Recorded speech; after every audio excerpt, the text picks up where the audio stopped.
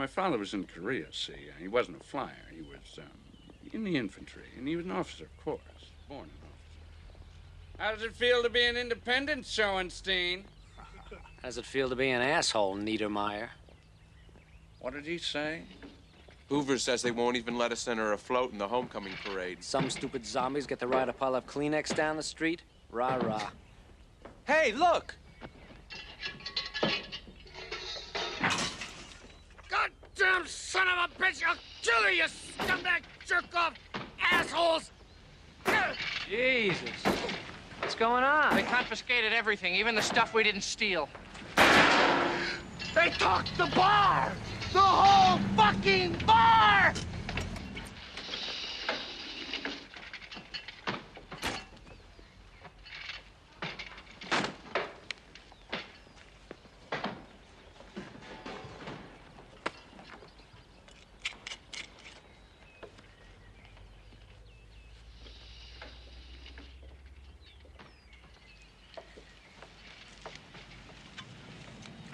Thanks.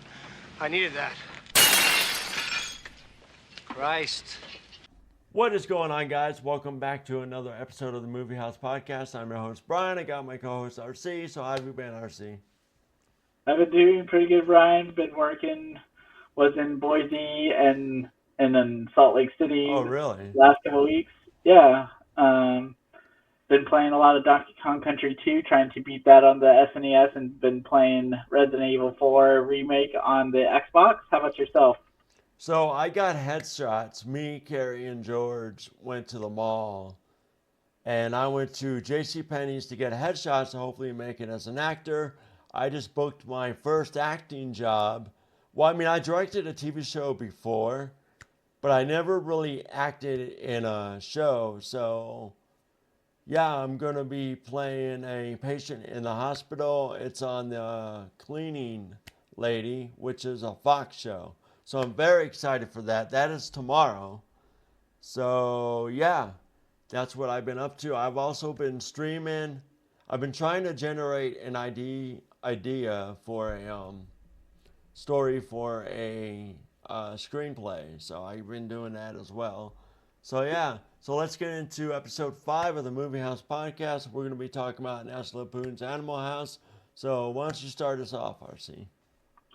Okay, yeah, the quick introduction to the movie. It's a movie from 1978. It's a slapstick comedy.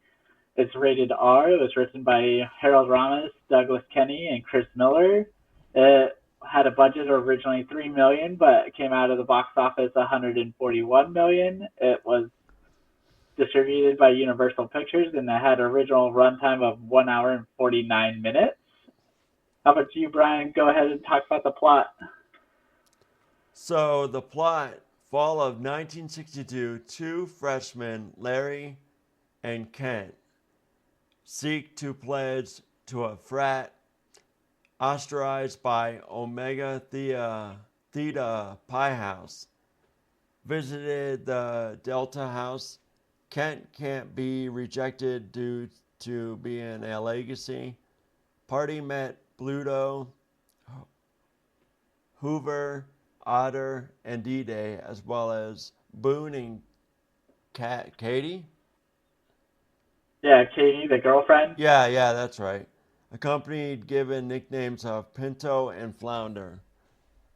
Dean wants to remove the Delta frat due to numerous violations and poor academic standing.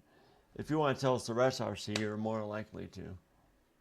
Yeah, so then the dean went on and directed the Omega president, so the kind of the opposing frat house, and his gang to try to find a reason to expel them.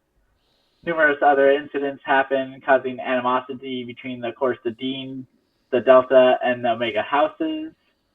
There's a horse prank due to hazing of the ROTC and Omega, the Delta member Flounder, and they actually caused the horse to die.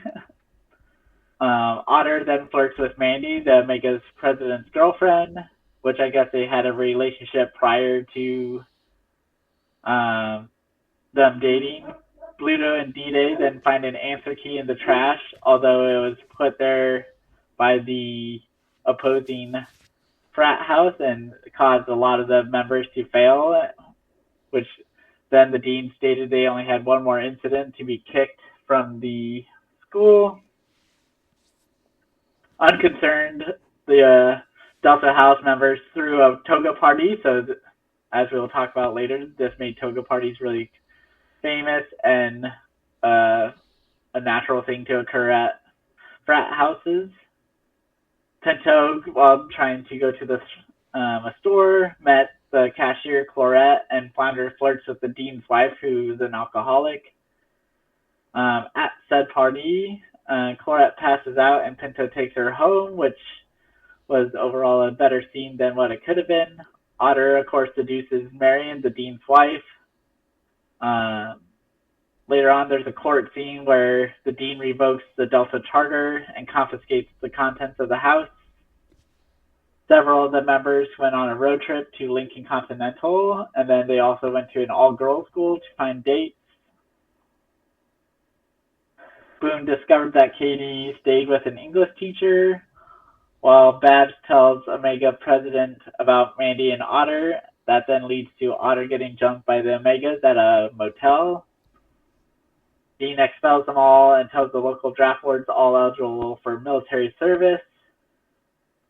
Bluto and Otter rally the crew to seek the revenge during the homecoming parade, where they convert a car into the Deathmobile / float, and they ram the stand where the Mega President, Dean, and others are located. And then finally the ending shows the chaos of the parade, revealing features of several members of the cast. You want to talk about the cast? So the Delta House was portrayed by John Belushi. Yeah. Okay. I screwed up there. It's all right. Just keep going. John Belushi plays Bluto, and then Tim Matheson plays Eric Otto Stratton. He becomes a gynecologist. Peter Reigert is Boone. He's married to Katie, and they divorced. And then Tom Hulse plays Pinto. He became an editor. And then Bruce McGill plays D-Day. His whereabouts were unknown. And then Karen Allen is Katie, married to Boone, but they divorced. And then James Whittles, Robert Hoover, is a public defender now. That's who he portrayed, Robert Hoover. And so these actors that are like that I mentioned, John Belushi was a big star thanks to SNL. He worked with National Lampoon. Tim Matheson worked as a child actor, I believe, or a teen actor or something like that.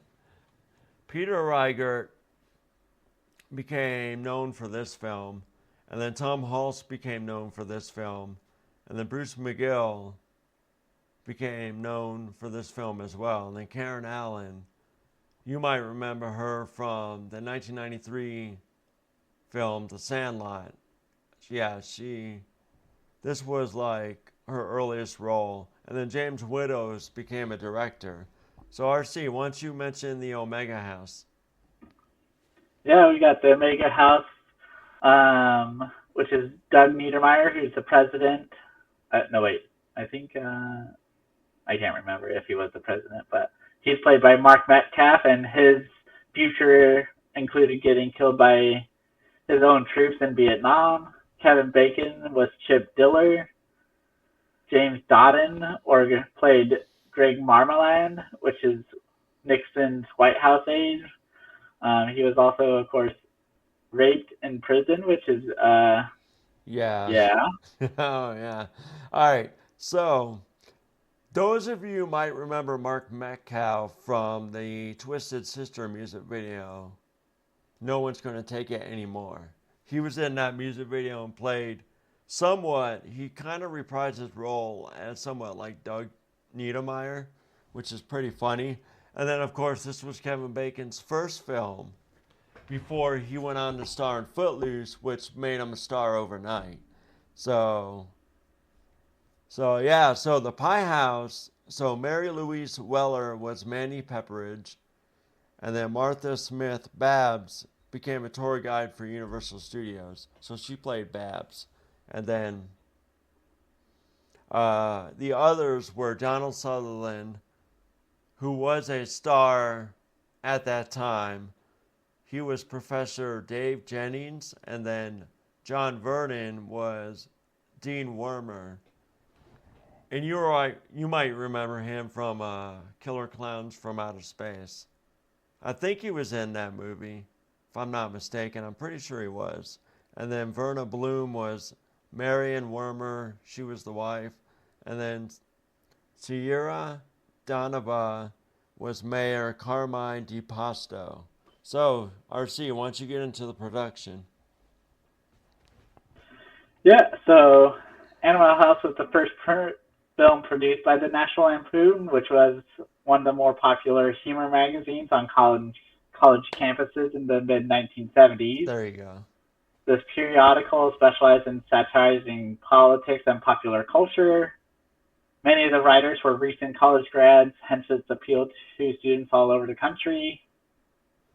Doug Kenney was a Lampoon writer and the first editor-in-chief. He graduated actually from Harvard in '69 and had a college experience closer to the Omegas in the film.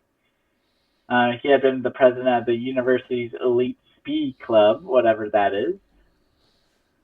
Kennedy was responsible for first appearances of the three characters that appeared in the film: Larry Kroger, Mandy Pepperidge, and the Dean Wormer. They made their Vernon Wormer. Yeah, but that's the Dean. Yeah. They made their debut in the '73 National Lampoon's High School Yearbook, a satire of Middle America. Kroger's and Pepperidge's characters in the yearbook were effectively the same as their characters in the movie, whereas Vernon Wormer was a PE and civics teacher as well as athletic coach in the yearbook. However, Kenny felt that the fellow Lampoon writer Chris Miller was the magazine's expert on the college experience. Faced with an impending deadline, Miller submitted a chapter from his then-abandoned memoirs entitled The Night of the Seven Fires about pledging experiences from his frat days in Alpha Delta during his undergraduate years. The fraternity subsequently disassociated itself from the national organization and is now called Alpha Delta at Dartmouth College. The antics of his fellow fraternities, coupled with experiences like that of a road trip to University of Wisconsin and its Delta Chi fraternity, became inspiration of the Delta Tau Chis of Animal House. And the many characters in the film and their nicknames were based on Miller's frat brothers. Filmmaker Ivan Reitman had just finished producing David Cronenberg's first film, Shivers, and called the magazine publishers Maddie Simmons about making the movies under the Lampoon banner. Reitman had put together the National Lampoon show in New York City, featuring several SNL cast members, including John Belushi. When most of the Lampoon group moved on to SNL, except for Harold Ramis, Reitman approached them with an idea to make a film together using some skits from the Lampoon show. Brian, you want to tell us some other fun facts about the movie? Yeah, so the original idea for National Lampoon's Animal House was set in I think a high school. And it was supposed to be something like Marilyn Manson or something. And it had the word orgy in the title. And so, anyway. So, yeah. So, I'm going to start with John Belushi's performance in the cafeteria scene was entirely improvised when he began piling food on his tray. Director John Landis urged the camera operator to stay with him. And then the infamous "I'm a zit" gag was also improvised because he's like, "Can you guess what I am now?" A zit. Get it? And then, yeah. And the guy's like, all right, you bastard. Yeah, so. Anyway, all right. So the reaction from the cast is completely genuine. Dwayne Jesse's performance as Otis Day was so successful that he legally changed his name to Otis Day and subsequently toured and recorded with Otis Day and the Knights. So for those of you that probably haven't seen the movie, they've seen a song called Shout, which was originally sung by the Isley Brothers. So that song was also featured in an episode of Full House where they kind of imitate the dance, which is kind of funny because they're doing that in a kids show. And this movie is not kid friendly. I'll tell you that right now. So this is reportedly one of Donald Sutherland's personal favorites of all his films. He described working in it as the funniest experience he had on set. And you want to talk about the rest, RC? Yeah, Donald Sutherland was so convinced of the movie's lack of potential that when offered a percent of gross or a flat fee for his 3 days of work, he took an upfront payment. Had he taken the gross percentage, he would have actually been worth an additional $3 to $4 million. The scene in which Bluto crushes a beer against his forehead and smashes a beer bottle over his head to cheer Flounder up took 18 shots to get it right because Flounder's character actor Stephen First kept breaking character by laughing. John Belushi had to fly back and forth from Oregon to New York twice a week to shoot the film while rehearsing and taping SNL. During filming, Belushi would often go to local nightclubs to check out the various bands. He was fascinated by a musician named Curtis Salgado. Salgado's sunglasses, harp playing, and love of blues inspired Belushi to form the Blues Brothers with fellow SNL cast member Dan Aykroyd. Yeah, so some of these actors that are mentioned, like Dan Aykroyd, I think Chevy Chase was offered Animal House too, but turned it down. I think Dan Aykroyd turned it down too, because they wanted him for D-Day, but he said no or something. All right, so do you want to talk about the music, Brian? Give me a minute. Yeah, hold on. Yeah, we forgot. Okay, going back to the Delta House, we forgot to mention Stephen First. Yeah, he's in this movie as well. And a little tip for you. He was in the original pilot episode of that Nickelodeon show, Drake and Josh, but it got recast. I think it might have been because he got sick or something. I don't remember. But, okay, so the music. Overall, not super memorable except for the song Shout and Louie Louie. So, there's a thing. So, the song Louie Louie, apparently the drummer lost his drumstick and he said, fuck. And you can hear it. But I don't know if that's true. But I heard a story that saying it was true, but I don't know. Okay, so you got the Favorite College theme by Elmer Bernstein, who went on to do Ghostbusters. Then you have Louie Louie by John Belushi, but it's originally sung by the Kingsmen, written by Richard Berry. And then you have Twisting the Night Away by Sam Cooke, Tossing and Turning by Bobby Lewis. That was featured in Full House, too, in one of the episodes. Animal House by Stephen Bishop. Money, That's What I Want by John Belushi. That was sung by somebody else.